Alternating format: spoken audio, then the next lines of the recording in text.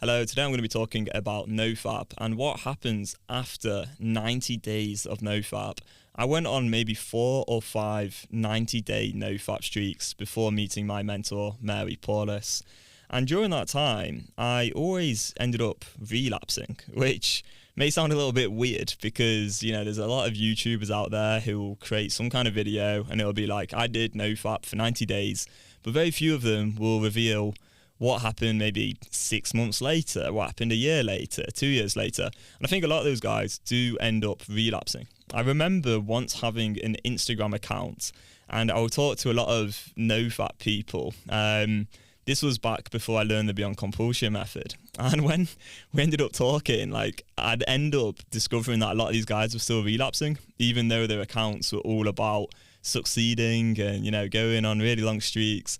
Some of them had thousands and tens of thousands of followers, but some of these guys were still relapsing and they felt loads and loads of shame around it. And I get that, obviously you'd feel shame. You want to create a good, strong brand image, but behind closed curtains, there's still some relapsing going on. Now, I recently had this comment on one of my YouTube videos. It said, does that mean if someone's done 90 days of NoFap, essentially all they've done is go on a very long streak instead of actually dealing with their addiction? And I replied, from my experience, yes, I did 90 days of NoFap quite a few times, but often relapsed eventually afterwards. And then they replied, this is eye-opening. I've seen comments on NoFap videos with hundreds of likes where guys say they've done 90 days of NoFap, and I think, well done, but then what? Has going on a really long streak permanently resolved the addictive behaviour?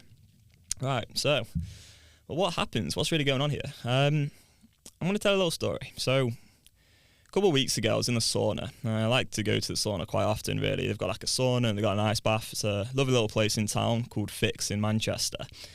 And I was in the sauna with this very, very obese guy. And he was quite obnoxious, really. He was quite loud. He kind of had this presence, he felt like he owned the sauna. He was talking, a lot. And I think he was with his son. He was quite just domineering, I suppose.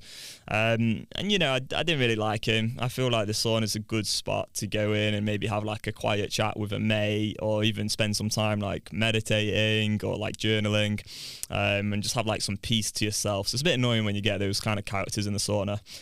And it was quite funny because he's coming out of the sauna. And by the way, I don't think his son particularly liked him either, because his son seemed quite meek and shy and was just almost I don't know, just a bit on the back foot in the conversation in every way. But anyway, this guy's coming out of the sauna, right? And man, this was hilarious. I laughed so much, I'm not gonna lie. I literally went to the shower afterwards and just secretly laughed to myself. And this is evil of me. This is so bad. But the guy comes out the sauna and he's walking towards the reception, I think maybe to get a towel. And he's got a towel on already. And you just start to see him slipping. And he's just going in slow motion. And it felt like he was just slipping for the whole of eternity. It felt like it was just lasting hours in my mind. You could just see one foot go forward, and then he's just kind of there in midair for what felt like such a long period of time.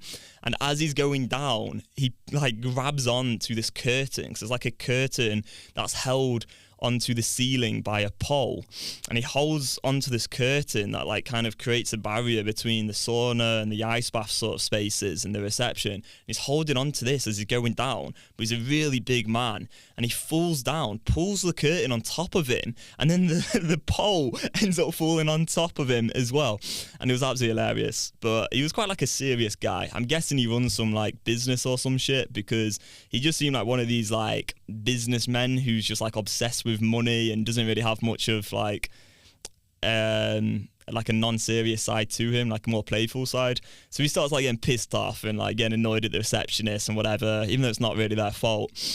And I just found it funny. So I go off to the shower and I'm having a little giggle to myself, like a little immature kid. And yeah, that is pretty bad of me. I probably shouldn't laugh in that situation, but I did. So he slips up, right?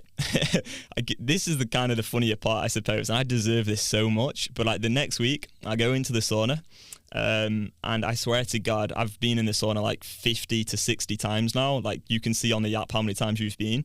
So I go in the week after and I'm in the sauna area. There's people in the sauna.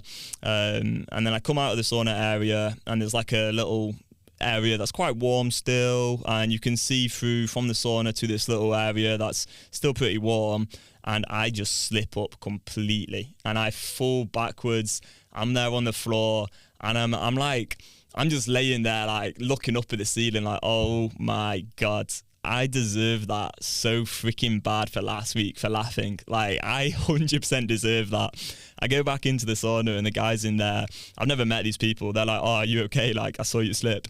And I'm like, guys, honestly, I'll tell you a little story about what happened last week, right? And I tell them the story about what happened with this guy and how I'd laughed at him, blah, blah, blah. And I was saying, I deserve that so freaking bad. Like, I just did. So that's what slipping up is. That's slipping up. That's something that happens unintentionally. You're not meaning for it to happen. It's a little bit annoying. Sometimes you deserve it, sometimes you don't. In my case, I definitely deserved it, but that's what slipping up is.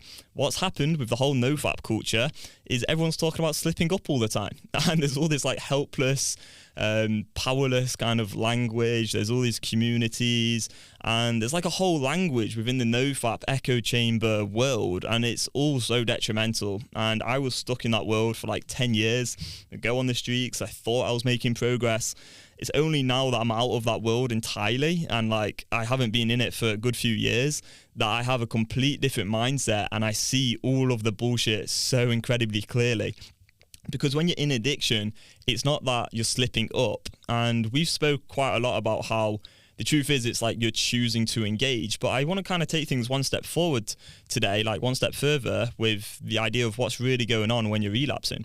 What's going on is you're letting the addicted part of the mind choose for you. You have like a default of neural pathways. Like, your brain is wired in a certain way when you're addicted to porn to go and act on desires. You're going to have these desires because they're wired into your mind because of the repetition of acting on the desires in the past. So now you have the desires and you have the addicted part of the mind. What most people in the NoFap space will tell you is to distract yourself, to avoid the triggers, to install blockers, and to stay as busy as possible so you don't have these desires. But they're already in the mind. A lot of people will still go down that route and try all these different random hacks and strategies and stupid gimmicks out, and they'll manage to go on a NoFap streak like I did, and, you know, meditate 1 hour every day like I did, have a cold shower every day like I did, you know, stay super busy, put my phone in the locker at work. All these things I've done, and they're all really, really quite insane looking back. So I tried them all, got to the 90 days of NoFap, but here's the thing. The addicted part of the mind, like those desires, those neural pathways, because they're wired in the mind, and the addicted part of the mind kind of speaks in a certain way, and there's a whole language that it'll use to try and get you to relapse, because it's still going to do that, it's still there, you've just like avoided the problem for 90 days. That's all you've done. You've just avoided a problem, and then you're obviously still going to have the desires, and then eventually there is going to come a time where you relapse because you've not faced the problem head on. The solution to this is to learn how to deal with the addicted part of the mind and deal with all the bullshit ways in which it tries to get you to relapse, like with unanswerable questions, with junky thoughts, and it will try whatever it can to get you to relapse. And it will even go down the route of substitution as well, and that's a common one as well. Like, this is what I did, is a lot of the time when I was doing the NoFap streaks, I was just substituting one compulsive behaviour out for another, and that will satisfy the addicted part of the mind for a period of time. So, you know, if you're just there scrolling, or you're playing video games more, and you're just staying like super busy, you're still not really dealing with the addicted part of the mind.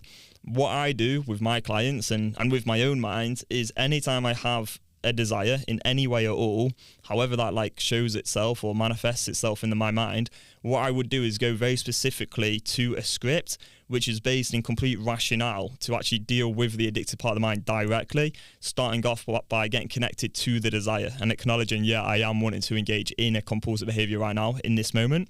I think through the choice in a rational way using the script, and that's going to re-engage the rational part of my mind and actually start to change my neural pathways. That's what me and my clients do here at the Beyond Compulsion Academy. And yeah, hopefully this video can help you a little bit. If you take one or two things away, it's one, you're not slipping. It's just completely based in helplessness, and it's just like some of that language that everyone uses now in those communities, and I think it just minimizes the problem. You know, it's an addiction really. And yeah, two, hopefully you can take away that if you just do a streak, the desires don't just go away. It's like dealing with the addictive part of the mind head on, dealing with the desires in a rational way. That's how you're going to start to change those neural pathways. I did believe at one point that I'd just go on a streak and then the desires would vanish and like my brain would balance back out or like reset naturally and healthily. That was not my experience. And that's what led to me just keep on relapsing even after really, really long streaks. So hopefully this can help you out. If you'd like to see whether you do have an addiction to porn or a compulsion to porn, whatever you want to call it, feel free to take the compulsion test. There will be a link below so you can get a score out of 100. Thank you very much, and we'll see you in the next one. Goodbye.